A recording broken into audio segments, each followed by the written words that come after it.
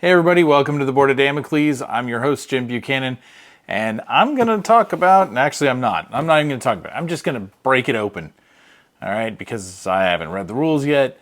I just know that it is TI4 rolling right. So let's take a look at it, break it open, and see what's inside.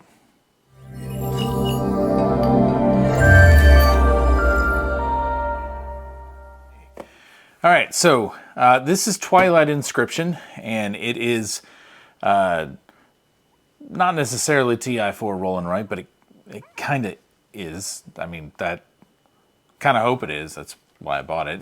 All right, so Twilight Inscription is an epic roll and write. You can make your mark on the galaxy, witness the forging of an empire, and govern one of 24 interstellar factions. That seems pretty cool, right? Well, I think so. Okay, so this is a 1 to 8 player game. I've got new game night next week, so if everybody shows up, this would be perfect. Okay, so if I haven't said so before, I have a lot of games, and not more than everybody else or anything like that, more than some, less than others, whatever, but I have a lot of games. I have a lot of games I haven't played, so we instituted this thing where we do something slightly different every week. One week we play a campaign game because we weren't playing any of those really. So we play a campaign game. And then the next week we play a new game. And then the next week we go back and play the campaign again. And then the next week we play an old game. By old, it means one we've played before. It could be the new one we just played a couple weeks before that. I mean, I don't think we've done that yet, but still, it could be. The idea being that at least half the people have played it before. So new game is, well, more than half haven't played it before. The idea being maybe we can get through the, shelf of opportunity. Let's call it that. So, yeah. So next week is new game night. So, hey, this is perfect. 1 to 8, 90 to 120 minutes. That might be a bit much, but it could be perfect actually. So, all right. It's from Fantasy Flight Games, of course, because that's who does Twilight Imperium.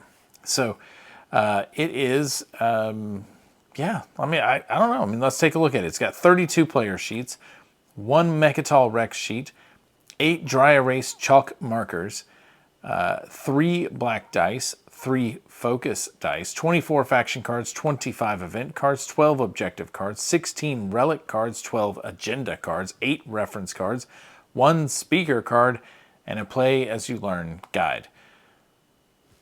That seems like fun to me. All right, let's break it open and see what's inside here.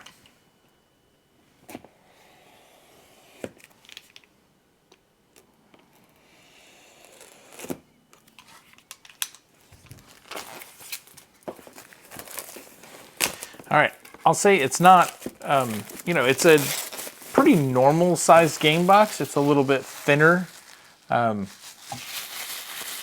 Sorry about that. Okay.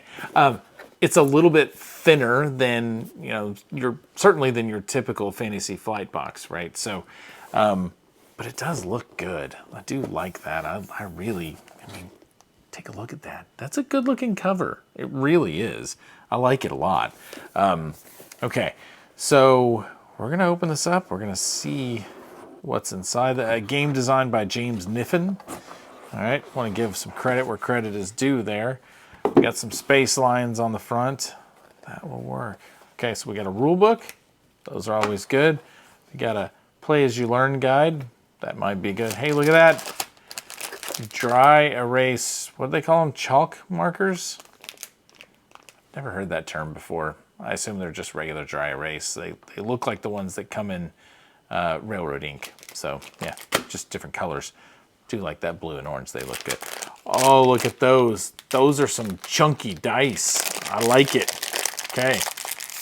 Ah, yes. I like that. That's cool. All right. I mean, they are big. You're not going to have any problems seeing what you rolled there and kind of what that looks like. I like that. Cool. Okay. All right, so let's see what we got here. The Emirates of Hakan. Some pretty big cards, it looks like. So cool. Those are, they almost look like tarot-sized cards. So I wonder if I'll get to use some tarot sleeves. I don't know that I'm going to sleeve this. We'll see how it plays. I doubt it, actually. I do want to point out that Fantasy Flight, still in this smaller box, gave you the central coffin design thing that they always do. I do wish they'd do something different. I wish they'd give you a, hey, here's some cardboard and these cards go there, these go there, this is, and this will work. I mean, it's fine, but yeah. Anyway, let's get back to this. So, Emirates of Hakan, all right? Space Lions, the Masters of Trade. That looks pretty great. We've got the Sardak Nor, for the Queen, right? Okay, so that's just devil plants, sort of. Yeah, let's call them devil plant things. They're just green, I guess, but I don't know. They're weird. They're like alien Geiger kind of things, but not gray. Yeah, anyway. Okay, the Arborec. Now, these are the plant people. They're big into mitosis, according to this, and bioplasmosis. Whatever that means. Okay, we've got the Nomad, the Winu, the Mintak Coalition. These guys always sound like they're from Dune to me, so gee, I wonder why. Anyway, the Yin Brotherhood. When I played TI3 the first time, I was the Yin. I really hate them. Okay, so the Barony of Letnev. Yeah, okay, cool. The Titans of Ul. I do like them. I like them a lot. The Universities of Jolnar, which is the, hey, they get all the tech, kill them, and never let them take tech, and just destroy them, because they will tech you to death. Anyway, tech. The Ghosts of Creus, I think they are the most fun race to play in TI4.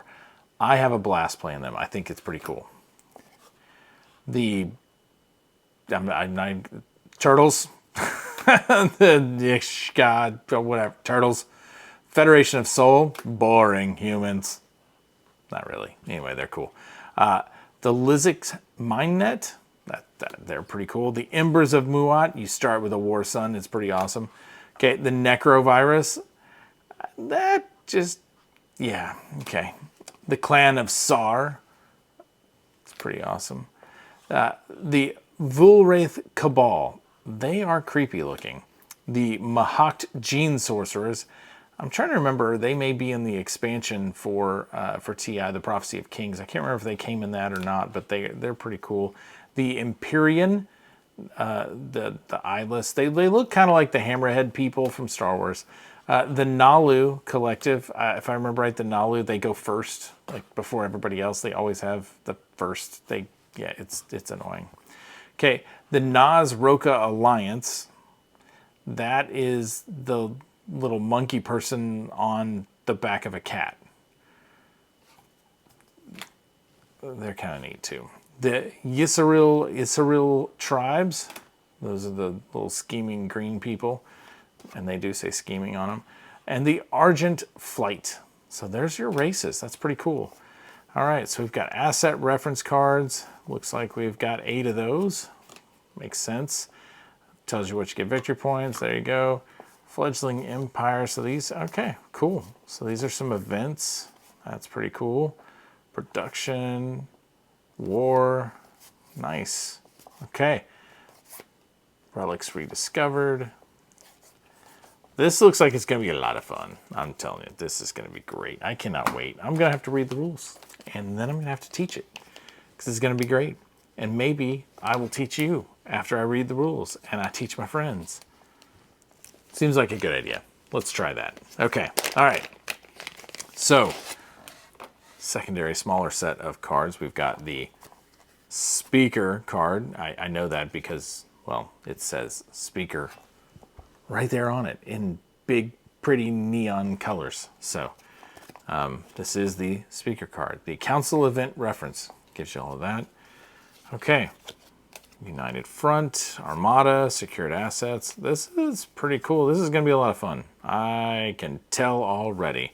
Some relics. Nice. Okay.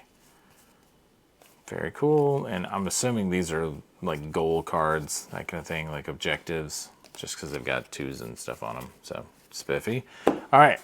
So, oh, these are double-sided, and they are definitely perfect for, you can kind of see, I'll kind of show it in the light, get some good light reflection there.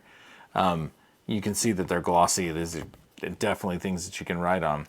I gotta say though, maybe that's where that chalk type thing comes in, is writing on these. You're gonna want it to show up, so it's probably it may be a special kind of dry erase marker to go on this, because these mats are rather dark, which does fit. I say dark, they're like dark space blue, or the TI blue.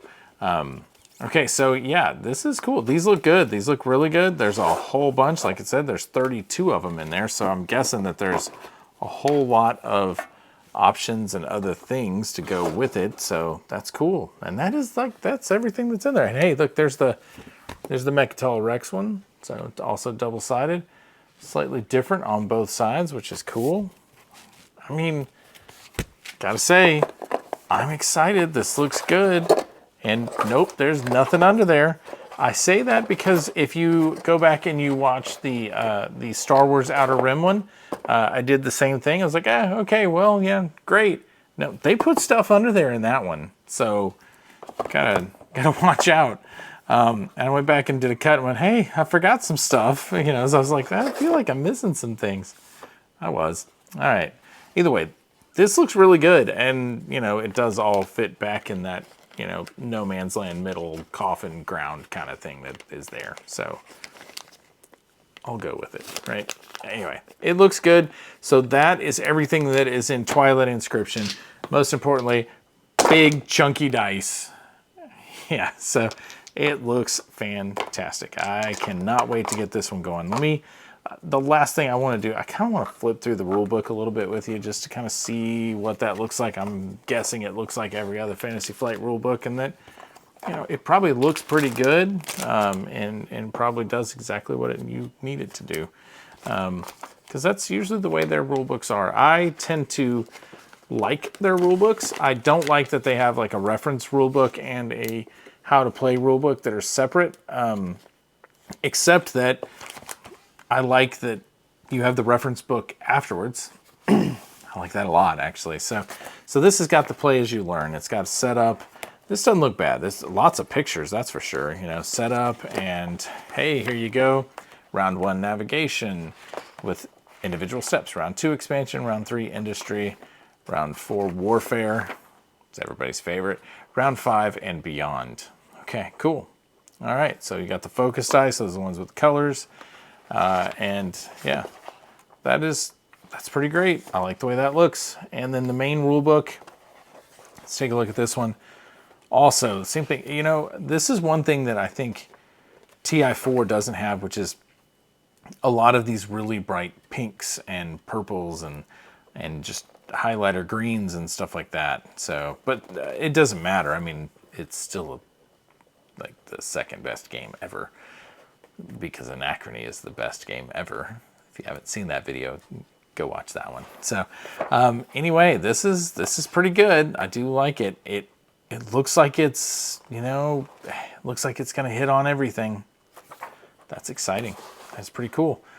All right, well, that has been an unboxing of Twilight Inscription from Fantasy Flight Games by James Kniffen. I almost say Jeff Names. Not really. I knew Kniffen.